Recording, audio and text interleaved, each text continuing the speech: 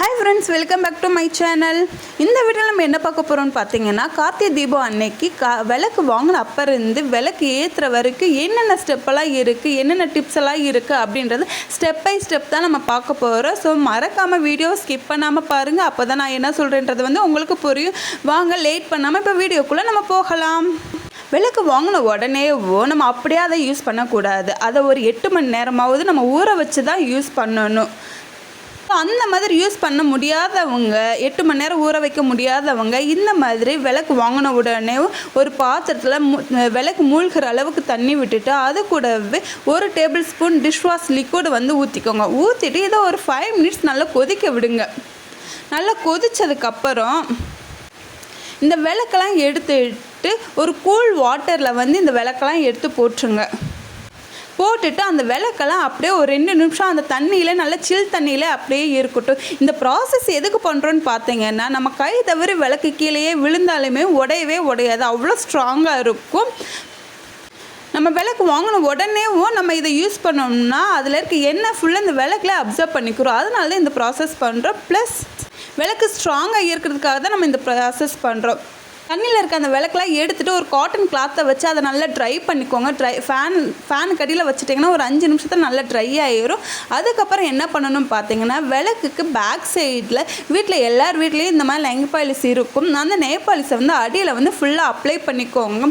எதுக்கு இந்த மாதிரி அப்ளை பண்ணுறோன்னு பார்த்தீங்கன்னா, ஜென்ரலாகவே நம்ம விளக்கு போடையில் கீழே முடிச்சதுக்கப்புறம் கீழே எடுத்து பார்த்தீங்கன்னா அந்த எண்ணெய் பிசையாக அந்த மாதிரி ஒட்டி இருக்கும். கண்டிப்பாக லீக்கேஜ் இருக்க தான் செய்யும்.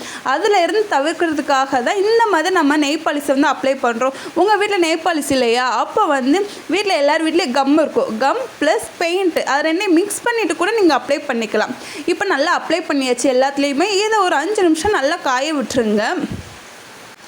நல்லா காஞ்சதுக்கப்புறம் நீங்கள் யூஸ் பண்ணுங்கள், இல்லைன்னா கீழே ஒட்டிக்கிறோம். இப்போ நல்லா 5 நிமிஷம் காஞ்சிருச்சு. இப்போ அடுத்த என்ன ஸ்டெப் என்ன பார்க்க போகிறோன்னு பார்த்தீங்கன்னா, இப்போ இதுவும் பண்ண முடியாதவங்க இப்போ இந்த விளக்குக்குள்ளே எல்லார் வீட்லேயும் கார்ன்ஃப்ளவர் மாவு இருக்கும். கார்ன்ஃப்ளவர் மாவு இல்லையா, கவலை விடுங்க. ஃபேஸுக்கு போகிற பவுடர் இருக்கு இல்லையா, மூஞ்சிக்கு போகிற பவுடர் இருக்கு இல்லையா, அதை எடுத்துக்கோங்க. ஒரு 1/4 டேபிள் ஸ்பூன் இந்த விளக்கில் விட்டுட்டு இதை ஃபுல்லாக ஸ்ப்ரெட் பண்ணி விட்டுக்கோங்க. கண்ணுக்கு தெரியாத சின்ன சின்ன ஓட்டை இருக்கும், அந்த ஓட்டையை ஃபுல்லாக பிளாக் பண்ணிடும். இந்த பவுடரோ இந்த மாவோ பிளாக் பண்ணிடும். ஸோ அதுக்காக தான் இந்த ப்ராசஸ் நம்ம பண்ணுறோம். ஸோ இந்த மாதிரி நல்லா சுற்றி எல்லா விளக்குக்கும் ஸ்ப்ரெட் பண்ணி விட்டுக்கோங்க.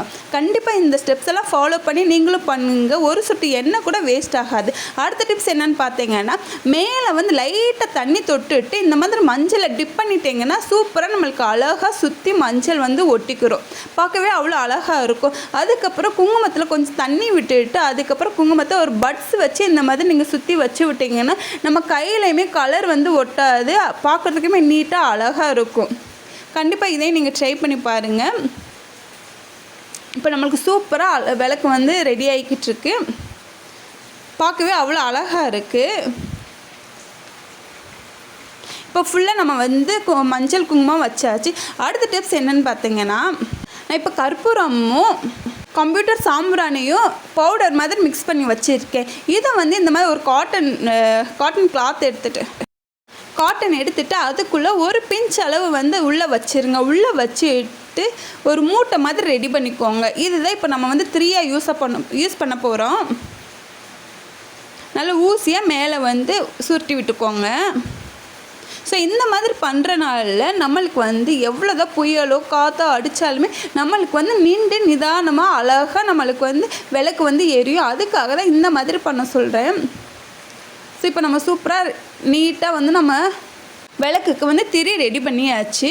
இப்போ அதில் அந்த பவுடரை கொஞ்சம் லைட்டாக எடுத்து மேலே நுனி பகுதியில் வச்சு விட்ருங்க. எதுக்கு வைக்கிறோம்னு பார்த்தீங்கன்னா, நம்ம பற்ற வைக்கிறதுக்கு ரொம்ப நேரம் ஆகும். ஸோ இந்த மாதிரி வைக்கிறதுனால டக்குன்னு பற்றிக்கிறோம். இப்போ நான் உங்களுக்கு எத்தனை விளக்கு தேவையோ அத்தனை மூட்டை இதில் ரெடி அத்தனை திரி இது ரெடி பண்ணி வச்சுக்கோங்க. எப்போயுமே விளக்கு போடுறதுக்கு முன்னாடி விளக்கில் எண்ணெய் தான் ஊற்றணும். ஃபஸ்ட்டு திரி வைக்கக்கூடாது. எண்ணெய் ஊற்றுனதுக்கப்புறம் தான் திரி வைக்கணும். இப்போ எல்லாத்துலேயும் எண்ணெய் விட்டாச்சு. இப்போ நம்ம ரெடி பண்ணி வச்சுருக்க அந்த திரி மூட்டையை இதில் வச்சிடலாம். இந்த மாதிரி திரி போடையில் நம்மளுக்கு நுனி பகுதி கருப்பாகாமல் இருக்கும். ஸோ நம்ம காலங்காலமாக இந்த ஒரு விளக்கவே வச்சு நம்ம யூஸ் பண்ணலாம். உங்களுக்கு பிடிச்சிருந்துச்சுன்னா நீங்கள் இந்த மாதிரி பண்ணுங்கள். இல்லை நார்மலாக நீங்கள் பண்ணணும்னு நினச்சிங்கன்னா நீங்கள் அந்த மாதிரி கூட பண்ணிக்கலாம். ஸோ இந்த மாதிரி பண்ணையில் இன்னும் அழகாக இருக்கும், பார்க்குறதுக்கு அழகாக இருக்கும். நுனி பகுதி வந்து நம்மளுக்கு கருப்பாகாமல் இருக்கும். இப்போ எல்லாத்துலேயும் நம்ம எண்ணெய் ஊற்றி திரி வச்சாச்சு.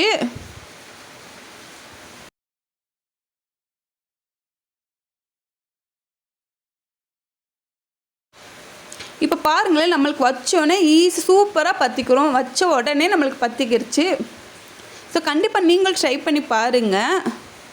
எப்போயுமே கார்த்திகை தீபம் அன்னைக்கு நம்ம உப்பில் வந்து விளக்கு போடணும். ரொம்பவே விசேஷம், ரொம்பவே நல்லது. கண்டிப்பாக நீங்களுமே கார்த்திகை தீபம் அன்னைக்கு பூஜை அறையில் உப்பு விளக்கு வந்து போட்டுக்கோங்க. ஸோ இப்போ நான் சொன்ன டிப்ஸ் எல்லாம் உங்களுக்கு பிடிச்சிருந்துச்சுன்னா நம்ம சேனலை சப்ஸ்கிரைப் பண்ணிக்கோங்க. கூடவே பக்கத்தில் இருக்க பெல் ஐக்கானையும் கிளிக் பண்ணிக்கோங்க. தேங்க்யூ ஃபார் வாட்சிங்.